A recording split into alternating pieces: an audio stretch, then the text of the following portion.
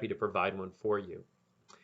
This week's reading was 2 Kings chapter 6 through 2 Kings chapter 16. A lot happening here. We move on and we hear about king after king who reigns in Judah and Israel. Remember Judah, that kingdom in the south, Israel, the other tribes in the north. All the kings of Israel are rotten and crummy and worship false gods. Every last one of them. In Judah, it's a mixed bag. Some worship false gods, others follow the Lord. We also hear in this account, here in these chapters at least, hear about Jezebel, evil Queen Jezebel, finally getting thrown down, finally dies. But the account I want to look at today is an obscure one, perhaps. It's overlooked a lot of times in the Old Testament, and it's 2 Kings chapter 6. Here's Elisha.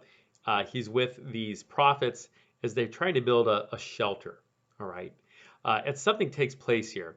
Verse 5, I'm just going to go ahead and read this. It says, "But as one was felling a log, his axe fell into the water. And he cried out, 'Alas, master, it was borrowed.' Then the man of God said, 'Where did it fall?' When he showed him the place, he cut off a stick and threw it in there and made the iron axe float. And he said, 'Take it up.' And so he reached out his hand and he took it." It just seems so obscure. Why include that in the Bible? A guy is using an axe. It falls in the water. It sinks, of course, because it has this metal head. He cries out to Elisha, "Elisha, help me out. This thing was borrowed. I'm going to get in trouble if I don't give it back." Elisha throws a stick in the water. It floats, of course, and then the axe floats. Now, it's not some magic stick or anything like that, but it's the power of God and God working through Elisha to make that happen. But again, why include this in the scriptures? There's so many other big things happening. Kings rising and falling. Jezebel literally falling and to her death. Why this axe? Well, I think part of the reason is to just simply show that God is a God who cares about the little things in our lives too. That this God who created the heavens and the earth, who makes kings to rule and to reign and also brings kings low, is also a God who cares about something as simple as an axe that fell into water.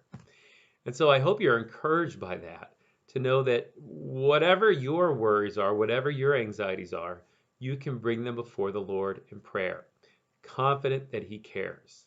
If he's a God who cares about the axe head, if he's a God who cares about even the sparrow in the sky, if he's a God who even clothes the flowers of the field, how much more does he care for you?